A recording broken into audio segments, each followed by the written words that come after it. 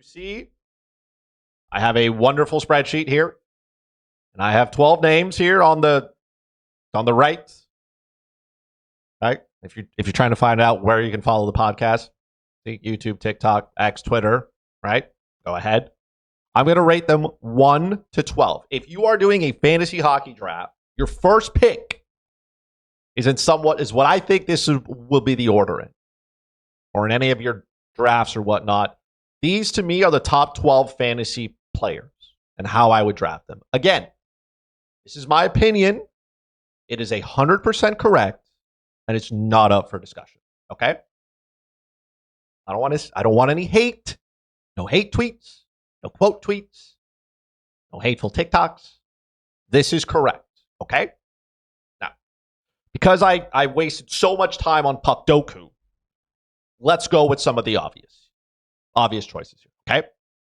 Now, I understand your league settings may vary about this, so I'm going to try to keep that into consideration. Okay? I'm going to keep that. There's no consideration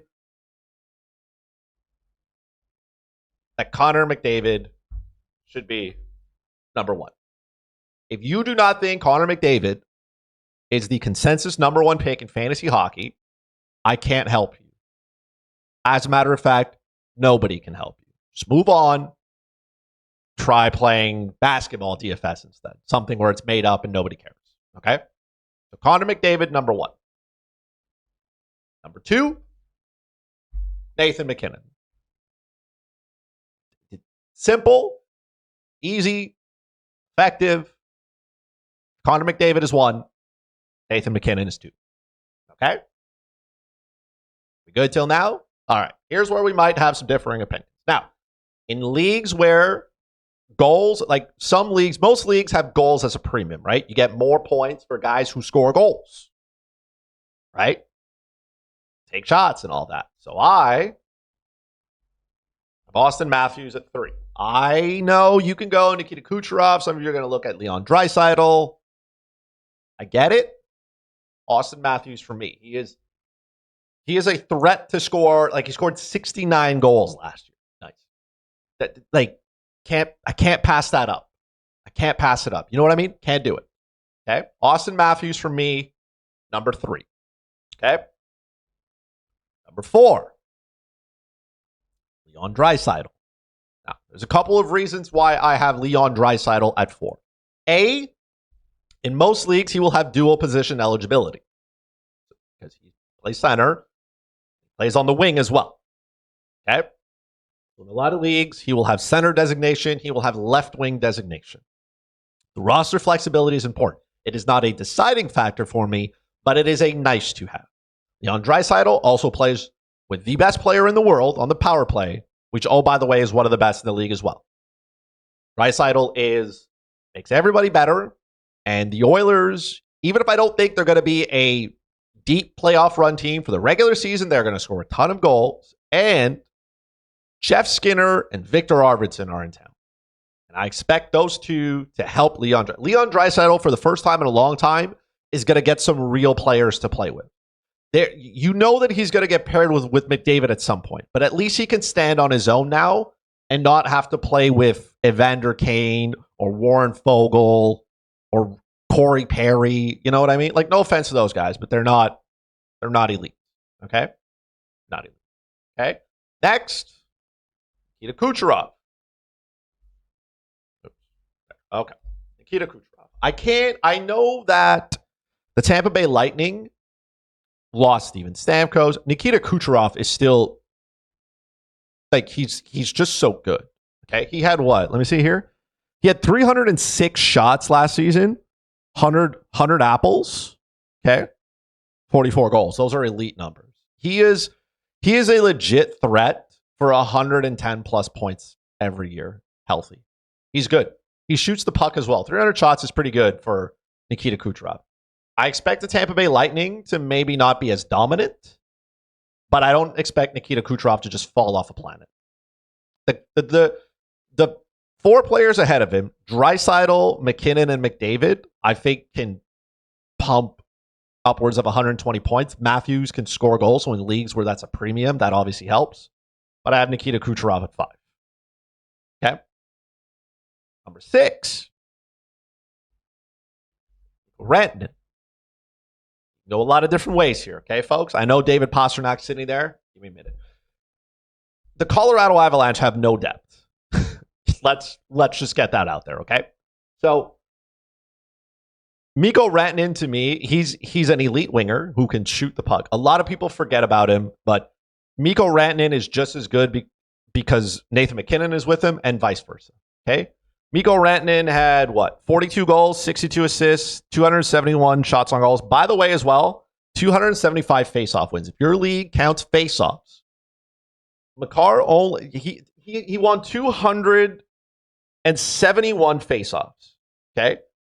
Oh, sorry, no, 275 faceoff wins, and yet somehow doesn't get a center designation there. Interesting. I'm not saying he's a centerman. I just think that's more than enough to get center designation.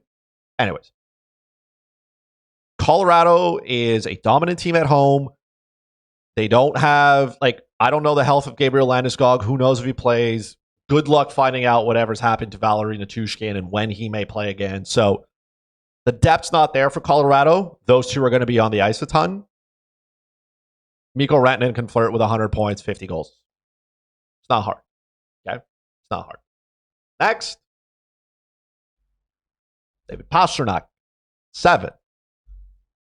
David Pastrnak is pretty good. How did he do last year? 47 points, 63 assists.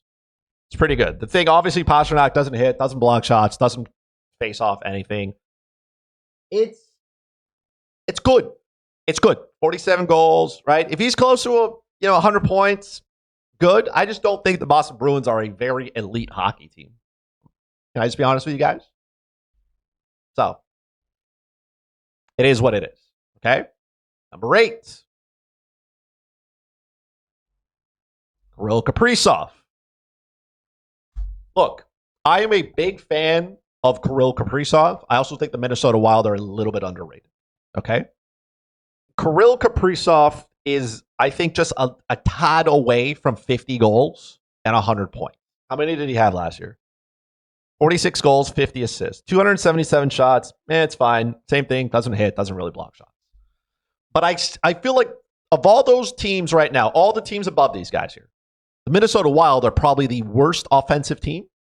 But I think there's players that are developing and they're going to get better.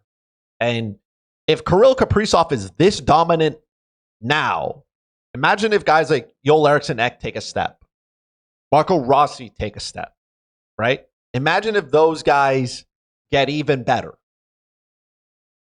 Like Kirill Kaprizov is right there. I would like to see him shoot. Oh, Matt Boldy as well. Imagine he take, I would like to see Kirill shoot the puck more, but I'm perfectly okay with him being there. Okay. Number 9, JT Miller. Okay.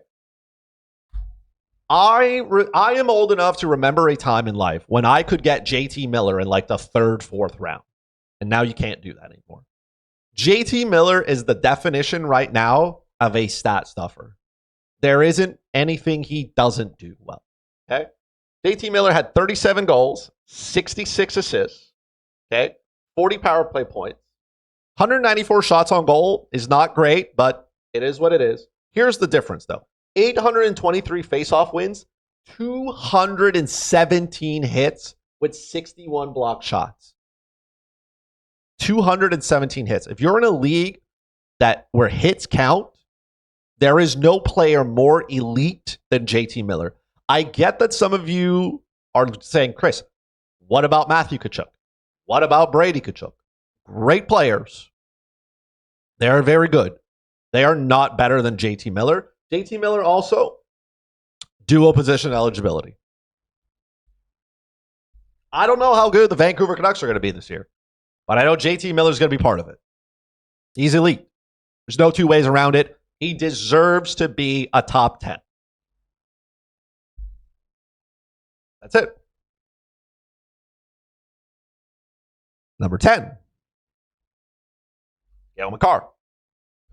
There's no two ways around it, fellas and ladies. Cale Makar is the best fantasy hockey defenseman this year. Am I telling you something you haven't heard? Now, I know some of you are against taking a defenseman this early. I get it. Okay? Now, you're looking at this list, you're saying, Chris, you have 3 Colorado Avalanche in the top 10. Yeah, I do. Because that's how good I think the Colorado Avalanche, those 3 players are. Because after those 3, you're not going to get a bunch after that until, some rounds later rounds. You're going to be fishing, right? It's not the Casey Middlestat, it's not the Arturi Lehkonens or the Jonathan Drouin. Nothing against Devon Taves, but you know what I mean? Cale Makar is elite. 21 goals for a defenseman, which is elite. Okay, 69 assists last year. That's 90 points from a defenseman. Okay, 90. If you're going to take a player who's going to get 100 points as a forward, right? 90 points for a defenseman on an elite 5-player team, basically. That's what the Colorado Avalanche are. Cale Makar is worth it to me. Now, I get it. Look, 231 shots on goal, pretty good. 148 block shots. That's pretty good for a defenseman who consistently has the puck on his stick. Cale Makar, it's hard to block shots if the puck's on your stick, right? And he plays a ton of minutes. He is good enough. He deserves to be a top 10 pick. There's no 2 ways around it, folks. There's no 2 ways around it. He is elite. I have been trying now in the Total Hockey Now mock drafts to draft Cale Makar around this spot, or I get greedy sometimes. I try to get him on the turn. I'm 1 for 7. We've done what? 7 mock drafts on that pod? I've gotten him only once. So a lot of you that watch that are starting to get caught up. And now I want the Slapshot podcast community to get caught up here. Okay. Cale Makar is elite. You cannot get another Cale Makar. Okay. Leon Draisaitl, Nikita Kucherov, Mikko Rantanen, David Pastrnak, Hiroki Kaprizov, those are really good players, right? But can I get a 90-point player in the second round? Yes. Can I get a 90-point defenseman in the second round? No. A defenseman that averages over a point per game is 3 standard deviations positive on the bell curve. You can't, those are unicorns. Can't get 2 of those. Okay? So give me Cale Makar. All right? Now, 11. Artemi Panarin. I know it's a little bit lower, Ranger fans. I get it. Okay? He had a great season. Artemi Panarin had 49 goals, 71 assists, 44 power play points, 303 shots on goal. Okay? Obviously, he doesn't hit. He doesn't block shots. That's fine. The goal total is high. 49 goals for him is up there. And I believe that the New York Rangers have a very good team. But the 300 shots is kind of what stands out for me here. I don't know if he can replicate that. And if he's not shooting as much, he's obviously not scoring a lot of goals, as many goals. Do I think Artemi Panarin can get 100 points? Yes. Do I think it's 20 goals, 80 assists, kind of 100 points? Yeah, I do. I don't think he's going to get 110, 115. I also don't think he can sustain that level, that shot volume. The Rangers have some quality guys on that team that can shoot the puck. You know what I mean? So I just, and again, I know the hits and the block shots. He's the one position designation. Those are all minimal things, but package them together, it kind of matters a little bit. I just don't see Artemi Panarin this year having to step up on any of those 10 guys that I just listed above. It's as simple as that. If I was given the opportunity to say, do I want Mikko Rantanen or Artemi Panarin? It's Mikko Rantanen. Do I want David Pastrnak or Panarin? Pastrnak. Kaprizov or Panarin? Kaprizov. You know what I mean? I just think maybe Panarin, some of those numbers are outliers. Specifically the goals, specifically the shots. If those come down, then he's not hitting the ceiling. So, if you're drafting him where he's going now, which is he's 6th overall rank, I feel like you're shooting for something that he may not get again. I'm not saying he's going to be bad. I still think he should be a first-round pick, but probably in the later rounds. not in the upper part here. Okay. Number 12, Jack Hughes. Now, there are a lot of ways you can go around with this, okay? I get it. Leaf fans, you're mad that Willie Nylander's not on this list, okay? I get it. Okay? There's a couple of things here. It's not that I don't think William Nylander or Matthew Tkachuk or any of those guys can't do it, okay? I believe that they can. And to a certain extent, maybe guys like Matthew and Brady Tkachuk, depending on your league settings, again, because they hit, probably adds a little more. Jack Hughes is throwing his weight around, okay? Jack Hughes had himself a down year here. Where did he had what? 27 goals, 47 assists. Fine. 274 shots. He was hurt. The Devils had so many injuries last year. Like, this team should have been better, and they weren't, right? Nico Hischier missed time. Dougie Hamilton missed time. I mean, when this team is healthy, they're lethal, right? Timo Meier's part of this team as well. I know, what is it? I think Luke Hughes needs surgery. He's going to be out for a minute. But now they go out, they get Jacob Markstrom, good goalie. To me, Jack Hughes has the upside. This is a guy who can easily eclipse 110 points on that New Jersey team. He also gets to play in the Metro. Okay, the Metropolitan Division is not good. Okay? Not good. So he's going to get to play some below average teams a lot. That helps out as well. Dual position eligibility is nice. He shoots the puck. He's crafty. I think the Devils' power play can be good. If somebody is going to discredit Jack and say, hey, man, I'm worried about his injuries. Okay. That's fair. I get it. I don't think he's injury prone. I really don't. And I think there is value there in getting him at the late round pick. I can understand. I couldn't put him ahead of Artemi Panarin because, like, they're kind of similar, and maybe Panarin can do it. Like, he can reach, right? He could maybe get to that. He could maybe replicate that. But I think Jack Hughes can hit 115 points if everything goes as planned.